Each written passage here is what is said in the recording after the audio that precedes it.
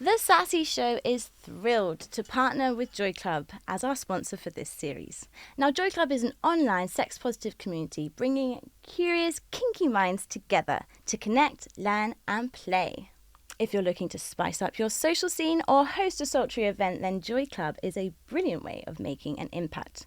But it's not just all about events, honeys. It's also a brilliant way to connect with like-minded individuals who share your passions and maybe even your deepest, wildest fantasies. So whether you want to explore those desires, make meaningful connections, or showcase that uncensored sass, Joy Club has created a safe and welcoming environment for you to do just that. So dive into the world of Joy Club by visiting joyclub.com and let the fun begin. Sunshine, sunshine, it is the Sassy Show. Whoops. It's not Sassy Strawberry. Oh. Delicious. I don't know what it's about the colour of the flesh. I'm like, I'm going to eat it. I won't. It looks like the most unedible object to me. I'm here getting distracted by Ishmael Kirby. Ishmael, you're a musician, a performer, an actor, and you are on the scene known infamously as your drag thing character CYRO. I have been, fan-lemming on you from afar, but this is something that I read on your bio about the work that you do, that you're bringing to the stage strength, beauty and awareness, exuding political ferociousness and heartfelt celebrations of the Black trans experience. And I know there's a lot of people out there who are grateful for your presence on the scene and just in general as a human. You use social media quite a lot, I would say, to talk about things that you care about as well as on stage. So, are you ready to chit-chat all about it? Yes, I'm ready. I might cross my legs and get real comfy. This is the, what did we say? Menstruation Station? Menstruation Station episode. We've both synced in, ready for the Sassy Show podcast. Sassy Show. Ishmael, babe, in your own words, can you introduce yourself to us and describe all the work that you do? Yes. So my work spans like music, movement, ritual, looking to ancestors, spirituality, drag, cabaret, acting. And the reason it touches on all those things is it's to do with my training, it's to do with my cultural identity. And I also think can I swear on the show? Yes, please. I think also at the core of me, in many of my different intersections, I'm a bastard. So the kind of jack of all trades, master of none thing doesn't really apply in my world at all. I think everything is richer by tasting all the different things to offer.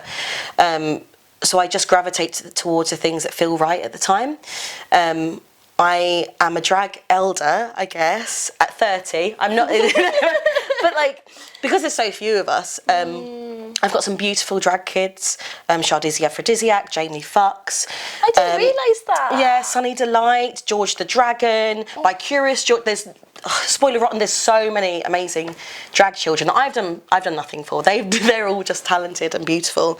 But I think the nurturing of younger trans people, older trans people, nurturing each other is the way that I found myself here. So it feels like it's my duty to now be the drag daddy. But I'm very bad at social media. I will speak about what I believe in often, but I'm very bad at posting photos and keeping up with the algorithm. I refuse to do it. I won't do it. Which is interesting because actually that's how you've been on my radar. Yeah. I noticed you're from Essex. I'm from Essex. And I think it was just so delightful to see someone from Essex doing drag and doing it in a way that I hadn't seen before quite a few years ago. Yeah. And so elder you are, because I read that you're also the co-host of Man Up. Yes, I am. What is Man Up? Man Up is Europe's largest drag king competition. And I'm a co-host with Chio, absolute icon. Yes. And it happens yearly. I can't even remember when it's on this year, but we'll be starting up soon. So if people are looking to explore drag kinging, please put your applications in. Apply.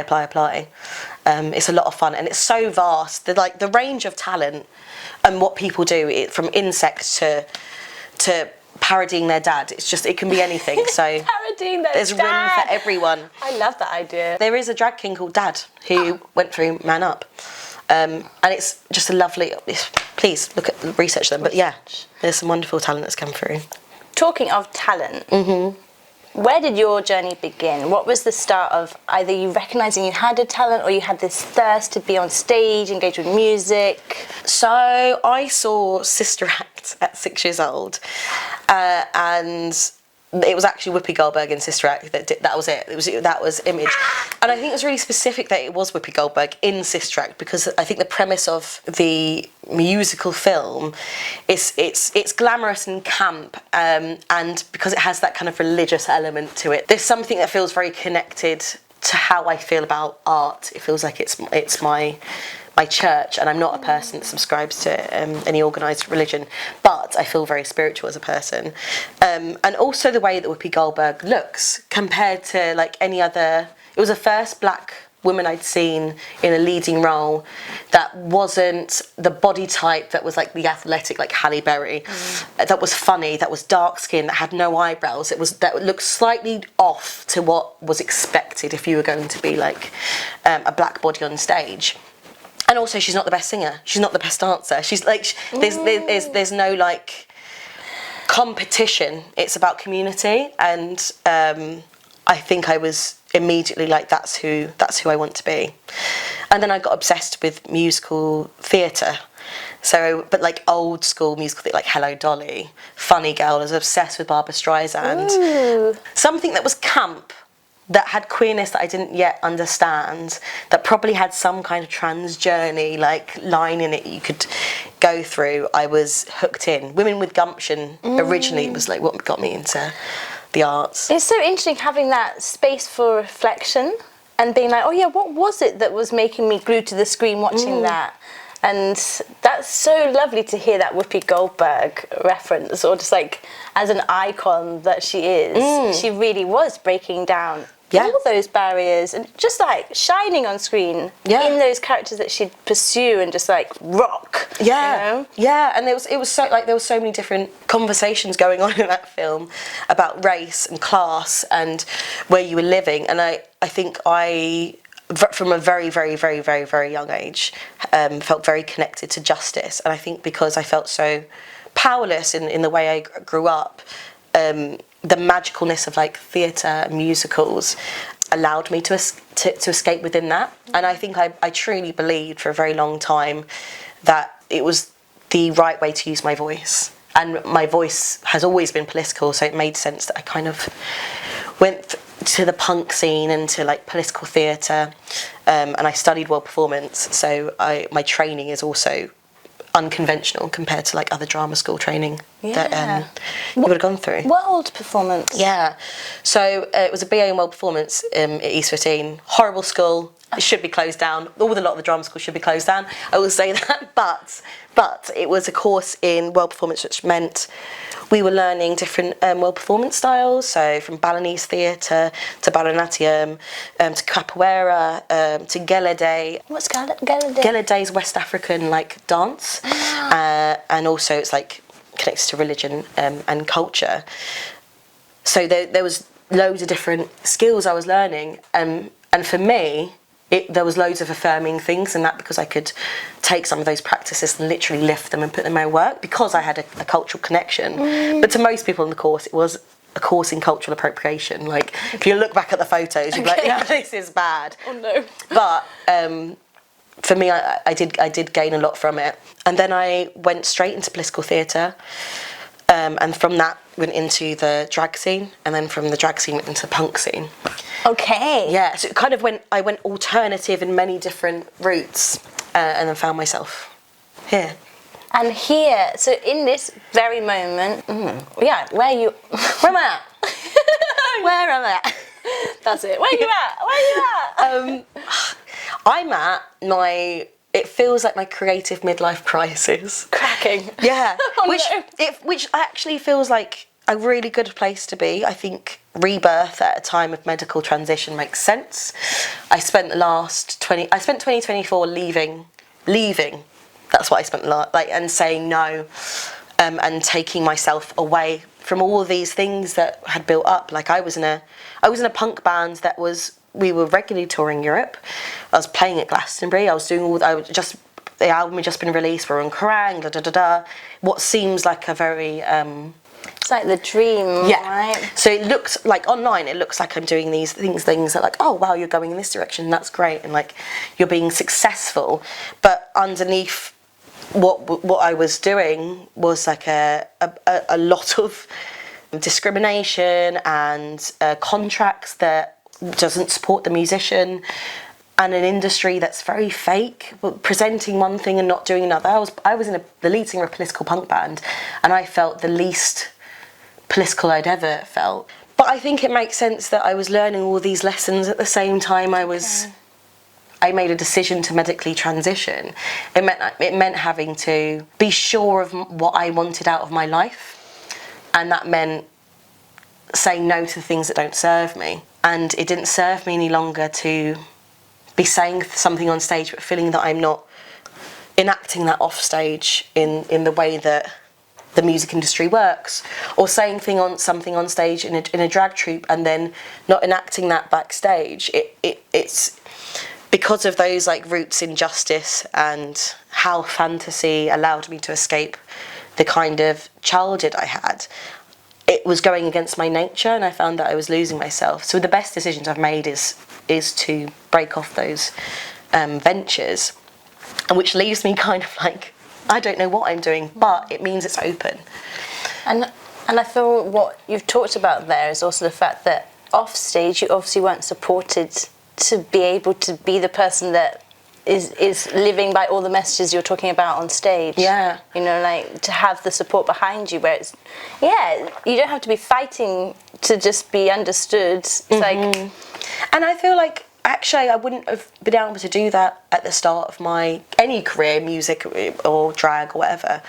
I think I was also looking around at my counterparts, and we were all finding ourselves in either the drag industry where your job is to sell drinks, and like that's how you make money. You're in clubs and you're behind bars, and your job is for people to buy as many drinks as possible.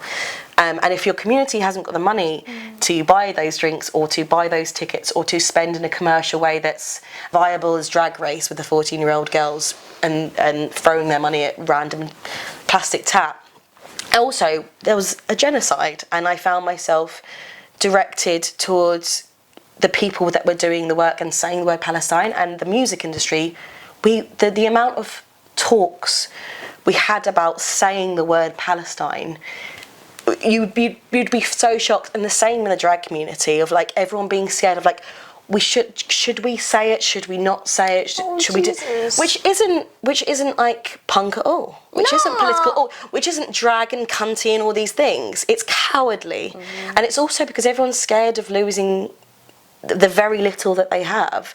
You find yourself, your career gets directed by the things that you say yes to and the choices you make. And I was finding that I wasn't doing the original drag acts that people had found me from on like my more political numbers, and I was doing like the ABBA mix that I had to learn as part of the drag troupe because I knew that would be the thing that they want late at night, or I was doing the most kind of commercially viable drag performance for that night because it's actually what they want. And I was like, if I'm censoring my own work and I'm scared to do the acts that I wasn't scared to do when I was so much younger than I am now, if I'm not as brave as when I started, when I had nothing, then I've completely lost what CYRO is or what Ishmael is. So I think it's a good reckoning. I think it's like a good, I don't know what I'm doing or where I am, because I feel more myself than I've felt. And hopefully you'll be fueled more by the projects that you'll align with. You know, you'll feel something good from that. Yeah, you're never going to get the musicians that we talk about in the 80s, or the artists that were doing something so out of this box when you're telling them you have to write to a 3:30 radio edit because that is going to be the song. You have to have 5 hooks in this number when you're writing this song. So you're not writing from your heart, and you're not writing from yourself and your identity, because it's all been so streamlined that no artist can break through, and it's the same. We're seeing the same people. And is it just me, or are we all a bit bored of the cliche radio tracks? Like give me back like an epic 8-minute like opera Yes. in the form of punk, you know, Yeah. something like that. It's like, even lyrics are so meaningless. Everything's candy covered or sort of actually just sort of misogynistic and regurgitating shitty messages to society. It's like art's, it's a beautiful space for open, liberated expression, but if the only people who are able to talk are ones who are actually censored, then what's the fucking point? What is the point? What's the fucking point? And I feel like everyone's going mad about CYRO at the moment, pegging that man in the back of the bus. Oh, I don't know this reference. Oh, it's CYRO is a musician and rapper. They just recently, like, they've gone like kind of viral. They're amazing. And there's a lyric pegging that man on the back of the bus. It's about like being a dom. Ooh. And I think everyone's gone like whoa about it because it seems like it's something that we haven't seen before, which is wild. Like that should be the norm. Yeah. Like you should be able to dip into music and go like, oh, yes, this feels like exciting and new and punk and revolutionary. I didn't see that at all. And being the other side of it and backstage and actually seeing like the punk bands that are like branded as these working class, like, and they're not at all. And then you find out that they're like trust fund, and you're just like, it shatters everything so much that you can be left very hopeless. And I've been in that place, but also you can be in the other side of it. And once you like let go of those things and let go of the hope of being what you thought was successful, you start to meet people that are doing the work and that are doing things outside of the box and that are expansive. And that's the world I want to live in. I want to be able to make, you know, have a roof over my head and have food, but I've been poor my whole life. I can be poor the rest of it. Like, I had my dreams, and like I had the dreams the same as everyone else, and like the reality of them is not it. It's not the one. It's not where you want to be. Yeah. But there's so much good. There's so many good people, and there's so much good art going on that there's just no point trying to fit yourself into anyone else's box. If you do want to be famous in a music industry standard and go up that way, you can. Yeah, but it's going to come at a cost. It will come at a massive cost. Yeah. And loads of people are willing to pay that cost. I'm not willing to pay that cost. I also think it seems quite obvious from other examples and also some stuff that I've seen of your work online that often there is that tokenism. Yeah. It's like, if just the idea that someone's going to use you, your identity, your experience, that hasn't been easy, I'm sure, and want to try and make money from that, but not actually want to support you in who you are. It's just like, that makes me feel sick. Yeah, and you feel sick, and you end up doing it to yourself. Like, I was very aware for the first bit of my career, I'd say, and joining the band, like that whole section, I was very aware that my, like, the tokenization of myself was where I got work. And I was like, do you know what? I know I'm good. I know I love what I do. I can't help how people view me. And then when I joined the band, I think because it was such a different world, and like the fandom's quite intense comparatively to what I'd experienced in like theatre or drag, I felt like I held a lot more responsibility in the band than I'd held in the drag world or theatre world. Okay. Because with drag, CYRO comes on the stage and I go, I don't give a fuck about any of you, this is my stage. And that's what I loved about it. It felt like there was a different power dynamic with the audience. And then with the band, people feel so connected to your music and feel like they know you, and you spend a lot of time selling merch, which I fucking hated. Because it's so, like, as a neurodivergent person, you're like, oh my God, it's so many people. And also, like, you're selling them stuff. Also post-gig, no? Yeah, Which straight is like, after the gig. Yeah, it's like... It's a lot. Yeah, and I don't... I hadn't been in an environment where there was like these rules as to how this would go. And I felt very responsible for all of the people that felt connected to me or to the music we were creating. And as time went on, and I was like kind of chipping away at myself and my values to kind of fit into what we are now as a group, I felt like I was lying to all the people that I'd told something else through the music. And that sick feeling of like, oh, there's something wrong was present fairly early, I'd say, and it just grew. And as I was going towards this like medical transition and other things in my life, I had to really like square with myself what I wanted, and like you just have to at some point choose something, make a choice, and that like tokenism was taking me somewhere that I didn't want to be. So then you let it go, and you're kind of forgotten. Like, I don't think anyone really, like, there wasn't a very big fuss when I left, and I thought there would be. Okay. And actually, I think that's quite good that there wasn't, because I don't think I ever engaged fully into that world. It makes me realise how important it is, A, to trust your intuition, and kind of B, not to care what people think. Yeah. I think for me that's been a big rule for quite a few years, to be like, at the heart of it, I don't really give a shit what other people think, because when you're constantly compromising for other people's whatever their thing going on is, it's just not serving you. No. It's just really, I don't know, it's their life, you know, they can do them, you do you. Yeah. So, onwards and upwards, I guess. Yeah, hopefully. Hopefully. Fingers fucking crossed. Yeah. No. You're thriving. Okay, let me back up a second. That's going. We're good. You're doing great. Yeah? Yeah.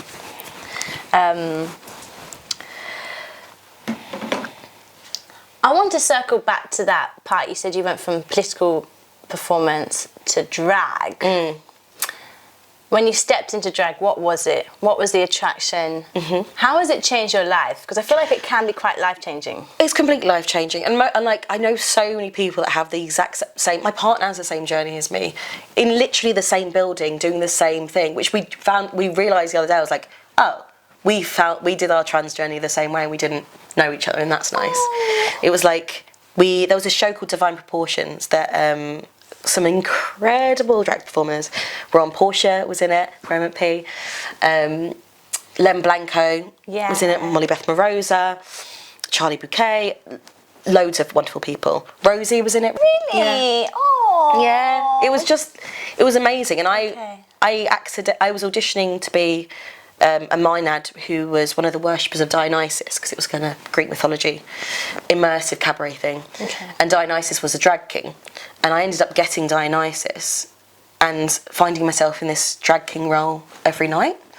So it was like a baptism of fire at the vaults with like drunk adults. It was like, okay, whoa, we've just got to just do it. Okay. And I learned a lot very, very quickly. And then after that, I was like, well, I've been doing this drag character now for however many months. I might as well find what my drag character is. Okay. Yeah, and I've been interested in drag throughout my life anyway, but I didn't know that drag kinging was a possibility. And that's just purely misogyny. That's just blanket there. And so when I was doing drag, and then I found out what my drag character was, I did the Soho Drag and Cabaret course. And I did a gig that night as CYRO at Soho Theatre.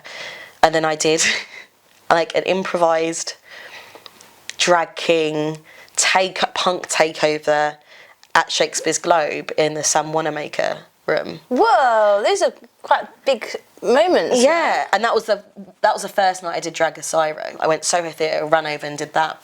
What the hell? So it's not a realistic way of getting into drag, really. Okay. And like it was like, really, both wow, one-out shows. Oh my God, I'm so big. And then I just went and I just carried on, and I did a drag show called Fantabulosa, which was based in Birmingham, with some beautiful drag performers. Fat Butcher was like heading up the whole thing. Ginny Lemon was in it. Lacey Lou, Why She Black. It was wonderful, and we were doing drag outside in public places in deprived areas, and areas that wouldn't see drag. Okay. So we were like, this was kind of pre-drag story time. There was times where people pretended to throw acid on us, and we had it was actually very dangerous and what we were doing, but we were just doing it. Jackie Hagan was also that, who was a dear friend who passed away last year. Incredible disabled artist and poet. Please look at her work. Okay. And so I was doing this in Birmingham, who are known for bastard drag. Okay.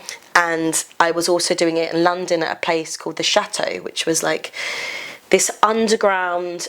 It was the place where all the freaks were. So I didn't come up with drag kings. I didn't come up with drag queens. I came up with like the freaks in this London basement, where it was all types of cabaret and sideshow and everything. Okay. And then also this Birmingham bastard drag.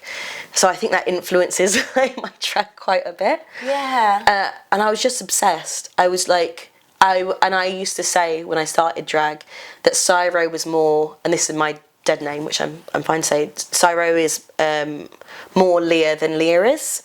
And now I understand what that means. I was exploring my gender identity through CYRO. And as time has gone on, that kind of shifts. And I think that happens for a lot of drag performers. And CYRO feels more of a job now. Okay. And like more of like which is healthy. And so out of that came Ishmael.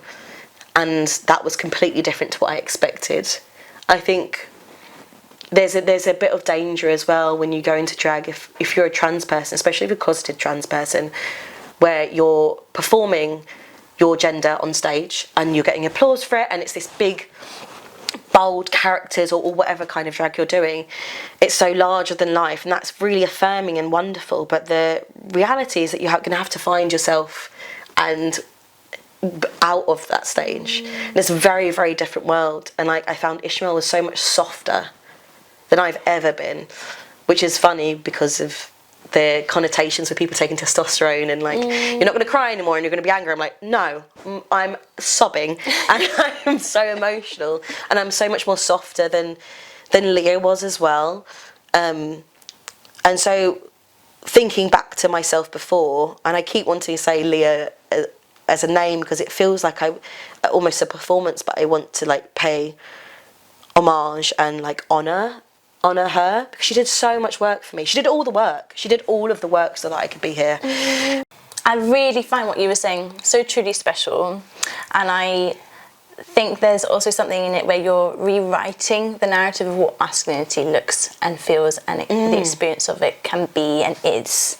And for that, I'm like, yeah, I'm very grateful and I'm very happy for you, and thank you for sharing, because I think, yeah, that must, for a lot of, as you said, for a lot of people, making sure it's a healthy relationship with what's happening on stage, and a healthy relationship with who you are as a person off stage.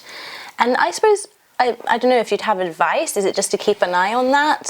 I think, I guess it's keep an eye on where you're getting your gender euphoria. Okay. If you're getting it only from an audience's applause, that has to be readdressed, because you kind of lose your humanity when you're something that you're performing on stage. So yeah, just keep an eye on where you're getting your joy from. Okay. Listen to yourself. Please. But also, like, just go on the journey. It's all necessary. Like, everything that's happened to me, necessary. I have no shame about any of it. Actually, looking back, what would you have loved to change within mainstream media regarding identity, whether that's on stage or off stage? In theatre, then there has to be more trans people, more people of colour in the roles that are not performers, like producers, technicians, directors. The problem is that I think like the rhetoric of like your average English guy going like, oh, all these whatever are on my TV, is that tokenistic of like, this is what we are and we are diverse, but in reality, behind the scenes, it's stark, and that's across the board. Yeah. For mainstream media, RuPaul's Drag Race is like eaten itself a million times over. Which is so sad, because I remember judging RuPaul when I was like 17. Yeah, I was the same. Right? I was like, oh my God. And actually, like, what Drag Race was at the start was a parody of America's Next Top Model. Yeah. Like, if you compare the two, that's what RuPaul was doing. And that is satire and brilliant and like, mwah, and punk. But it became the thing it was parodying, and that happens all the time with everyone, to be honest. It happened with me in my own drag. It's happened with people that I've idolised and then been like very, very disappointed in their politics and their lack of voice. Yeah. So having drag performers on mainstream media that are political, I think, is vital, and it should have been the first thing that happened, because drag is political. And in theatre, the whole system, every single system needs a complete upheaval. And the music industry needs to just burn to the ground. It's horrible. But like even Kate Nash, like artists are big artists are speaking about it, but it's awful. I was realising how when we sort of have a conversation around the kitchen table, like, I haven't seen that person for a while, how often we have no idea what the fuck happened behind the scenes. It was like Little Sims. It happened with Little Sims. Left their record label and management after their album that won the Mercury Prize, and then they wrote Thank You, their album that was to the music industry, about the music industry, immediately after. You haven't seen anything of them. They won the biggest prize in the British Music Awards, and then because they retaliated, you saw nothing of them. And it happens all the time with musicians when they leave their management or they leave their record label and they go against it. There's like a shutdown, and that's not just from their record label. They kind of blacklist that artist completely, and you see it with people that are speaking out about Palestine, whether they're actors or directors or musicians. You don't see much of them anymore, but they're there. Yeah. They're still probably doing the work that you know and love, but it's just not televised. It's quite stark when you realise how much our world is censored. I mean, I've got theory after theory as to what's happened with Little Sims and how many people probably are paying other people to not write something or to cover something up or not play music. Don't be ignorant, folks. No. Support your artists as much as you can to them directly. Bigger you get as well, they kind of you're going to get bubble wrapped in the world, and someone's telling you you're special when you're beautiful and your music's amazing, and you lose those people that kind of keep you grounded, or that community that you were fighting for originally. And I think it's why a lot of artists find themselves at breaking point. They either go live in a house in the middle of nowhere, or they try and release music to kind of fight against what oppression has happened to them or to their communities or whatever, and they're silenced. And so it feels like we just keep losing these artists. What do you wish you could tell your younger self? Let go of shame. Shame is useless, and know that everything that happens is for a purpose, that you will be able to recycle your trauma and your experiences, and it will be anew in some other format. Ishmael, you are on the Sassy Show, so one of my favourite questions is, what does your sassy side look like? I think my sassy side, I was thinking about this, I was like, oh God, how am I going to answer this question? There's a part of me that's a very old fag. A very old faggot. Think Nathan Lane and Birdcage. Have you ever seen Birdcage? No. Oh, watch it. It's amazing. Okay. Robin Williams, Nathan Lane, they play a couple. It's based on the Cage Folle. No, I don't know what that is. Oh, you must. But an old fag, an old chubby fag that's screaming at things and is very cares very much about my art and is very dramatic, and when I feel like that and I feel emboldened to say no and be that's when I feel my most sassy. Is when I'm being honest about how I feel about something. That's, I think, when I feel my most sassy, and it's usually when I'm being an old fag. I love that. Yeah. Honesty can be so fabulous. Especially when you do sort of ham it up a bit. Yeah. You know? Yeah. Yeah. I keep thinking of ways to deal with people saying something offensive. And I really want to get to a place where I go, oh, what a strange thing to say. And make someone else feel uncomfortable for their behaviour. That's where I think would be my peak. Oh, I love peak that. Sassy. That is peak sass, yeah. I want to jump on that bandwagon too, please. We've covered a lot of topics today. A lot. We have, all beautifully deep. So I'm wondering how they might pop up in this quick fire round. Okay. Dun, da, da, da. When do you feel most confident? I feel most confident backstage at a drag gig. When I'm not performing. Oh. When I feel like a VIP, because I'm allowed to go backstage, but I have no pressure of performing that night, so there's no anxiety. So I'm able to just watch from the sidelines. That's when I feel most confident, because I feel like I'm with my community, they want me there, but also I don't have the stress of getting on the stage. Yeah. Oh, I love that. The backstage goldenness. Nothing like it, really. No. One dream you wish to come true. A free Palestine. That's my wish to come true. Yeah. Yeah. It's just, again, another thing that makes me feel sick. Fully sick. Name a key experience that has shaped you positively. Do you know what? I always think back to this, and it's a drag thing. Romeo de la Cruz, he's a wonderful drag king, said to me really early on my career, on a bus back from the Chateau, the place I spoke about before, keep doing the drag that you're, like, keep doing exactly what you're doing. Like, don't try and be anyone else. And it feels quite like wishy-washy saying it like this. And they were much more articulate than I'm being. But they said one sentence, and it felt like one of those wise words in like a fairy tale where someone gives you something that you don't know the meaning of until later. And I remember being like, is he telling me to stay in my lane? Is it this? Is it that? And like now it feels like that is coming into fruition. It was like he dropped in from the future and went, I'm going to give you this and then I'm going to leave. And thankfully he hasn't left. No, still around. He's great. Still not too long ago. But I will always remember that, because it was kind of in whispered tones and no one was on the bus, and it was just this one sentence, and it was just, yeah. Hold on to you. Yeah, thank you, Romeo. Thank you, Romeo. Thank you, Romeo. Can you tell us about a cause that is close to your heart or a law you want to change? Oh my God, there's so many. I was thinking about this as well. I did think you said quite a lot. No, it's good. It would either be a law with trans healthcare or the protest laws that have become fascist, or a law to do with housing, where I don't fundamentally believe anyone needs more than one home. I think that should just be a law. You need one house. Everyone just needs one place to live in. Yeah. Why would you need more? Yeah. Or a boat. Or a boat. I do live on the boat because I can't get into the housing in the UK on land, but it's very freeing. So. That's three very important and I guess quite personal. Yeah. Was that how? Oh no, this is not quick fire. But if people also feel like you, what would you think is a good action to take? You'd be so surprised at how much communities do and consistently do, and people that have been like fighting since they were 18 and they're 60, 70 and they're still going to the demos, show up to the causes you care about. Like if you feel like you can't be involved in direct action, there's other ways that you can be involved.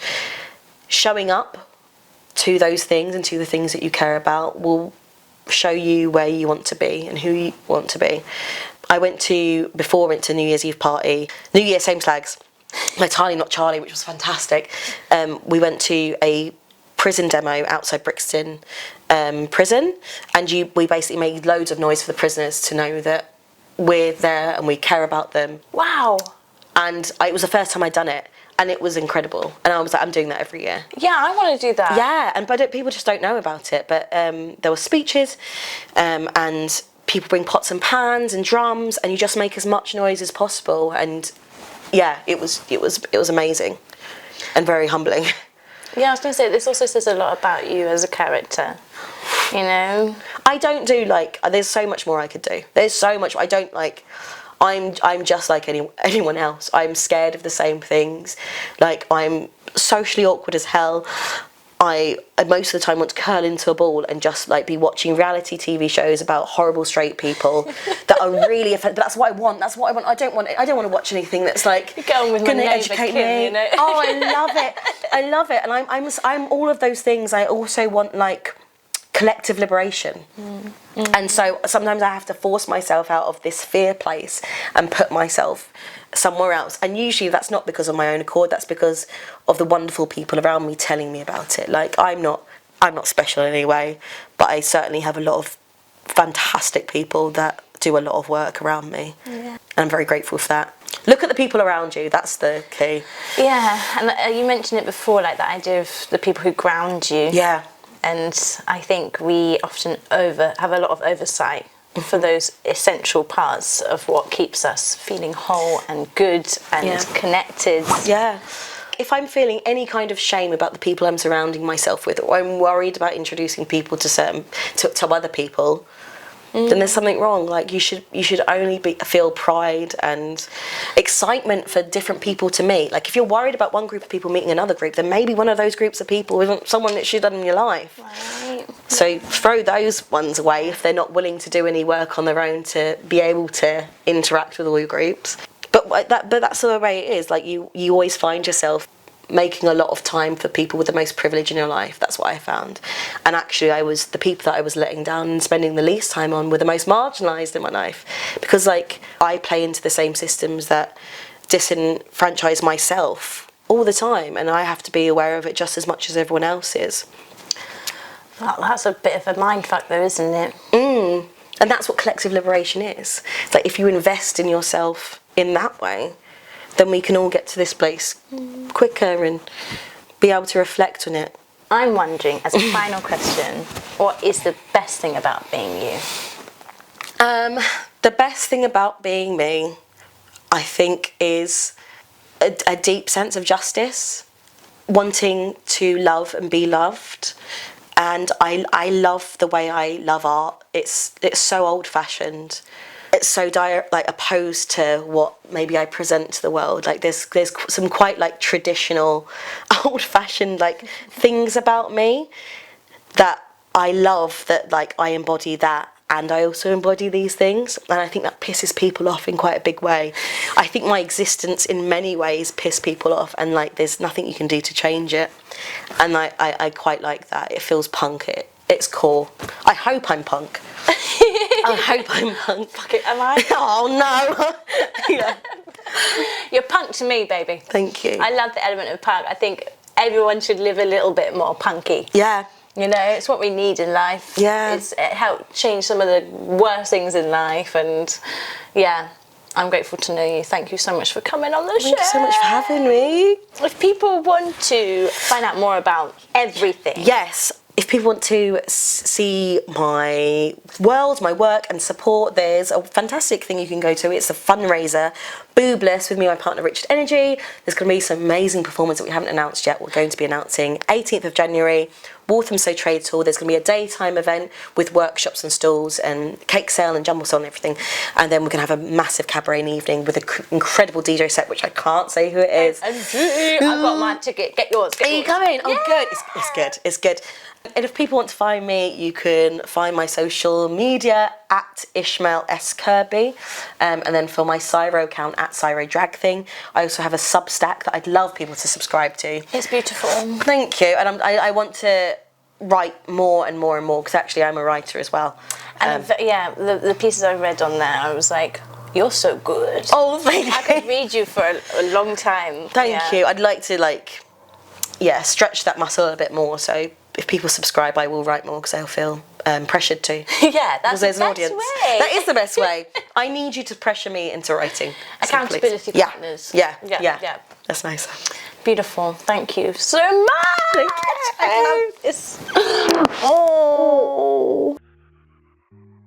This episode is brought to you by our amazing sponsors, joyclub.com, an online sex-positive community bringing kinky, curious wonders together from all walks of life. Whether you're looking to spice up your social calendar with those hottest events, share your steamy thoughts and ideas in their lively forum, or set out for a search for that hot date, Joy Club is the ultimate destination to connect with those like-minded individuals. Creating your profile is easy, and it is the perfect way to showcase your unique vibe.